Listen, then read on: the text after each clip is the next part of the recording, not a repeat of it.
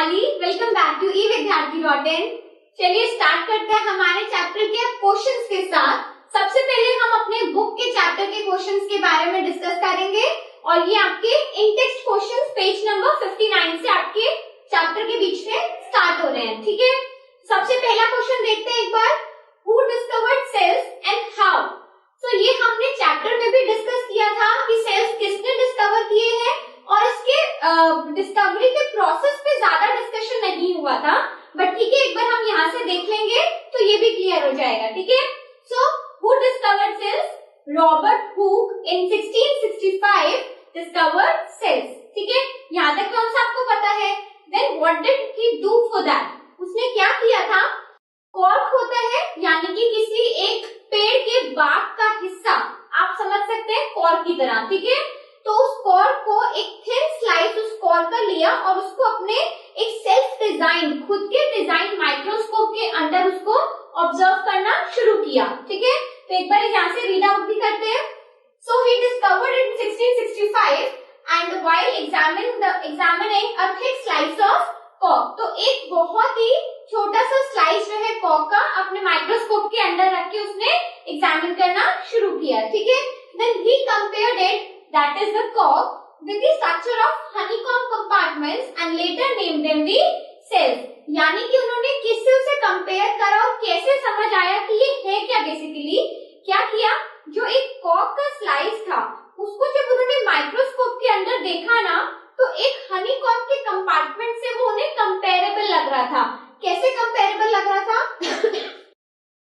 हमने भी हनीकॉम्ब का, अगर हम एक जाले की बात करें तो कुछ इस टाइप का वो स्ट्रक्चर बना होता है जिसमें बहुत छोटे छोटे से हमें कंपार्टमेंट्स दिखाई देते हैं, इस टाइप के, राइट। तो यही कंपार्टमेंट्स जो है उन्हें अपने सेल का जो माइक्रोस्कोपिक वो ऑब्जर्व कर रहे थे, जो भी उनके पास कॉर्क का स्लाइस था उसके अंदर भी दिखा। ठीक है, तो ये छोटे छोटे कंपार्टमेंट्स को उन्होंने नाम दिया लिटिल रूम्स करके, और लैटिन में लिटिल रूम्स को ही सेल्स कहा जाता है।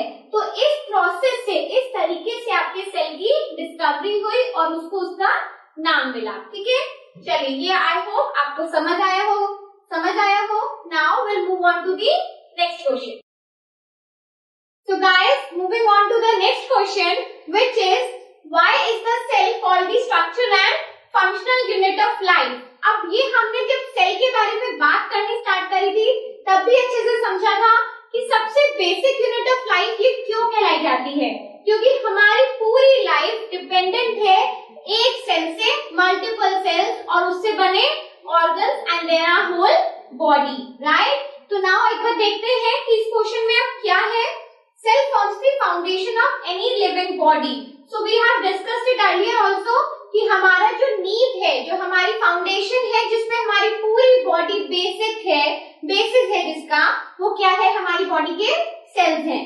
Then it has the ability to perform all the basic functions that are the characteristics of all the living forms. तो बेसिकली सेल के पास इतनी शक्ति है या इतनी एबिलिटी है कि वो हमारी बॉडी के होने वाले सारे बेसिक फंक्शंस को क्या करते हैं? परफॉर्म कर सकते हैं। अब सेल के अंदर भी जब आपने पूरा चैप्टर पढ़ा तो आपको ये समझ आ गया किस तरीके से फूड का प्रिपरेशन होता है, ट्रांसपोर्टेशन होता है, वेस्टेज को बाहर निकालते हैं, गैसेस को अंदर लेते हैं, परमेबिलिटी पढ़ी थी ना, तो वही सब की मैं बात कर रही हूँ। तो बेसिकली हमारा सेल कैपेबल है सभी फंक्शंस को परफॉर्म करने के लिए, और क्योंकि ये अपने इंटरनल फंक्शंस को इजीली परफॉर्म कर सकता है, इसकी वजह से जितने भी हमारे बाहर के which forms the characteristic of all our life forms, वो कौन से प्रोसेस होते हैं? जैसे कि डाइजेशन हो गया, रेस्पिरेशन हो गया, सर्कुलेशन हो गया। तो अगर हमारा सेल ही ना होता, वो कुछ फंक्शंस को परफॉर्म ही ना कर पाता, तो इस टाइप के जो बड़े कॉम्प्लेक्स हमारी बॉडी में सिस्टम्स ऑर्गेनाइज्ड हैं, वो भी पॉसिबल ना होते। ठीक है, चलिए इसके आगे, hence together with its organelles, cell अभी अपने सभी पार्ट्स के साथ इसलिए कहलाया जाता है basic structure and the functional unit of life. ठीक है, तो आपको समझ आया किस तरीके से हम इसको रीजन आउट कर सकते हैं कि हमारा सेल सबसे स्ट्रक्चरल और हमारा बॉडी का फाउंडेशन है। ठीक है, चलिए मूव आगे करते हैं अपने बाकी के क्वेश्चंस के साथ. Up till then, stay with us, keep watching, keep learning. Bye bye.